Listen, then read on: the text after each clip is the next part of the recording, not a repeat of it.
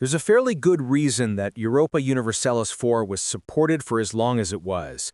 After it launched in 2013, it became the absolute pinnacle of the genre.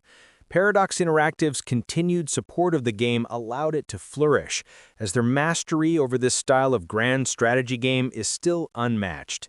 Now, over a decade later, the fifth entry is finally here. Europa Universalis V is not just a follow-up to one of the greatest grand strategy games of all time. It's the game that will become the foundation for Paradox's trajectory for the next decade or more. Chances are, if you're interested in Europa Universalis V, you've already got it pre-ordered. This isn't a game you stumble into by accident. I've spent quite a bit of time with the game, and in those endless hours, I've come away feeling incredibly happy. This is a franchise I've poured countless, untold amounts of sleepless nights into. I was wondering if it could get better than EU4. Not only did it get better than the fourth game, but Europa Universalis V may wind up being the greatest grand strategy game of all time when it's all said and done. Improving on peak is actually possible. I actually wondered if it was even possible for a fifth entry in this series to exist for a long time. Europa 4 was such a polished, absolutely perfect example of what this genre could be that it didn't seem like Paradox could iterate in a way that made the game worth developing. With Europa Universalis V, Paradox has actually learned not only from what the fourth game did, but what they've been working on in the interim. Every aspect of your nation is in your control. You can see some clearly obvious influences from games like Crusader Kings 3, both in its systems and its art direction. This team is the master at this type of game and have worked tirelessly at perfecting it between the release of Europa Universalis IV and this game. For the uninitiated, Europa Universalis is a grand strategy game that is built on the finest of fine details. Every aspect of your nation is in your control. And that would be impressive enough if this was set in a fictional high fantasy kingdom of some kind. But it's not. It painstakingly recreates the time period, aesthetics, and compelling drama that these nations were embroiled in. The game starts in April 1337, chronicling your journey through generations of leaders. It also is not shy about the number of leaders that you can take control of. After choosing from the seemingly unlimited supply of nations, you may feel overwhelmed, and that's to be expected, as even I felt a bit overloaded with the options available as a longtime veteran of the series. But it's exactly that level of the tiniest micro details that makes this series what it is. As I said, you don't stumble into a game like this by accident. If you're interested in this game, it's because you've got an alarming number of hours in the series diving into its endlessly complex systems, and none of that has been lost with Europa Universalis V. An interactive history book. In my first campaign that I started, I chose what felt close to home in Ireland. Specifically, I went with Munster. It was during this first run that I realized that for as similar to the previous games as it is, Europa Universalis V excels in its ability to create a distinct mood. A lot of people look at the EU series as the stuffier little brother of Civilization, and in a way, that's true. Civilization is built more on the broader strokes of historical strategy, while the EU games lock their focus on a painfully realistic, much more deliberate pacing. Real-world historical events tie into not only how your game progresses, but how you approach each and every campaign. As I was controlling Ireland, I felt stuck between two major powers during the 100 Years' War. Had I been one of England or France, my experience would have been different.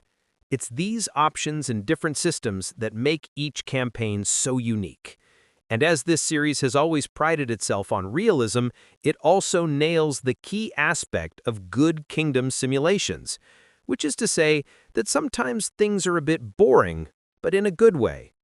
Ruling a kingdom means ruling it during its banal moments, and sometimes Europa Universalis V is exactly that. But those moments of silence are rather charming. You'll often find yourself just listening to the music, enjoying a bit of a rest, and just waiting for the next shoe to drop.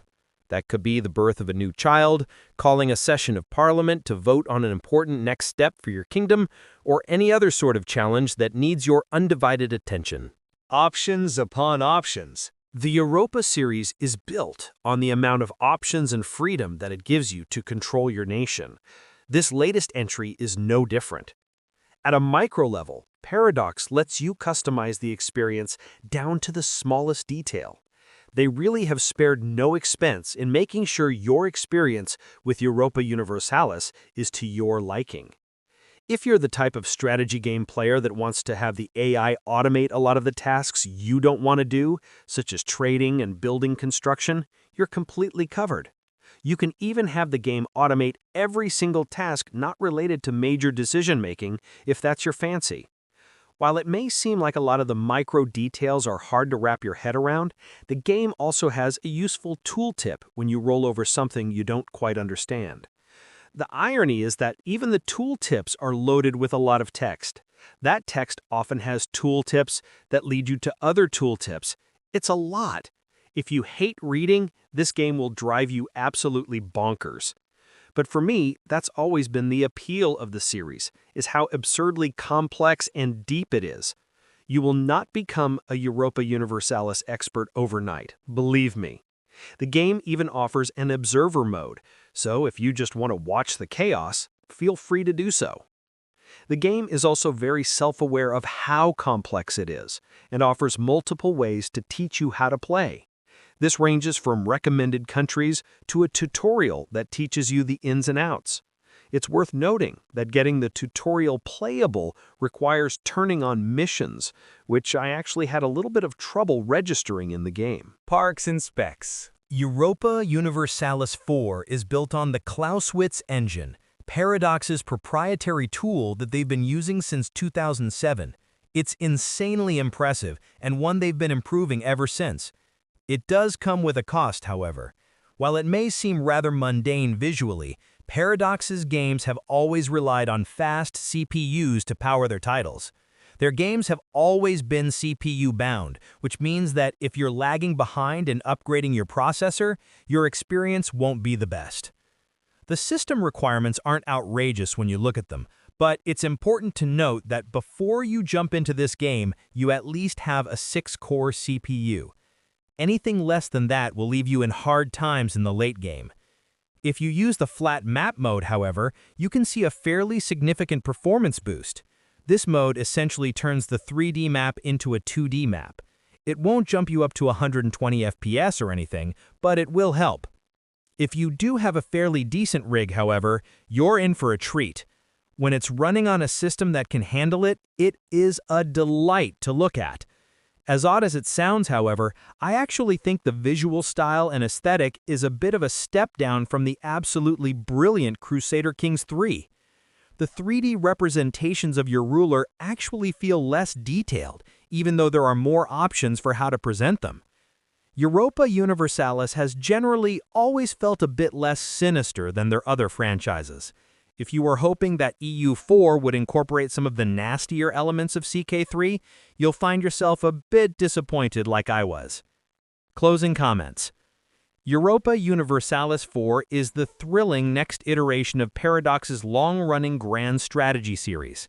If you're still playing EU4 and wondering whether the upgrade is worth it, I'm here to tell you that you absolutely need to play this game. It takes everything about the last entry from 2013 and improves on it. If you're a newcomer with an interest in complex, deeply involved grand strategy games, then now is the perfect time to jump in.